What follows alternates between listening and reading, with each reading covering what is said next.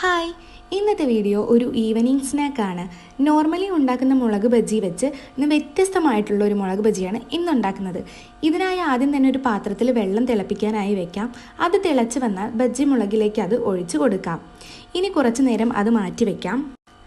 അപ്പോഴേക്കും ഒരു കഷ്ണം ഇഞ്ചിയും 5 അല്ലി വെളുത്തുള്ളിയും ഒന്ന് ചതച്ചെടുക്കാം. ഇനി അത് കുറച്ച് വെള്ളത്തിൽ ചേർത്ത് അത് നന്നായി ഒന്ന് അരിച്ചെടുക്കാം.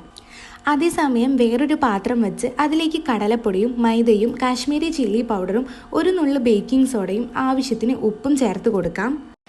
മുമ്പ് എടുത്തു വെച്ച വെള്ളം ഒഴിച്ച് വേണം ഈ പൊടികളെല്ലാം നന്നായി മിക്സ് ചെയ്യാൻ. അതൊക്കെ മിക്സ് ചെയ്ത് സെറ്റാക്കി വെക്കാം. ഇനി എടുത്തു വച്ചിരിക്കുന്ന ബജ്ജി മുളക് ഒരു സൈഡ് കീറിക്കൊടുത്ത് അതിലേക്ക് ആദ്യം ഉള്ളി കുനുകുന അരിഞ്ഞത് ചേർക്കാം.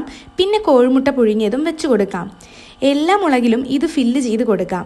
ഇനി മുമ്പ് മിക്സ് ചെയ്ത് വെച്ച മാവിൽ മുക്കി ഇത് ഓരോന്നായി ചൂടെണ്ണയിലിട്ട് പൊരിച്ചെടുത്താൽ എഗ്ഗ് മുളക് ബജ്ജി തയ്യാർ. ഈ ഒരു റെസിപ്പി കുട്ടികൾക്കും മുതിർന്നവർക്കും ഒരുപോലെ ഇഷ്ടപ്പെടും. അപ്പോൾ ഇത് നിങ്ങൾ ട്രൈ ചെയ്യാൻ മറക്കരുത്. വീഡിയോ ഇഷ്ടപ്പെട്ടാൽ വീഡിയോ ലൈക്ക് ചെയ്ത് ചാനൽ സബ്സ്ക്രൈബ് ചെയ്ത് നിങ്ങളുടെ അഭിപ്രായങ്ങൾ കമൻറ്റ് ചെയ്യാനും മറക്കരുത്.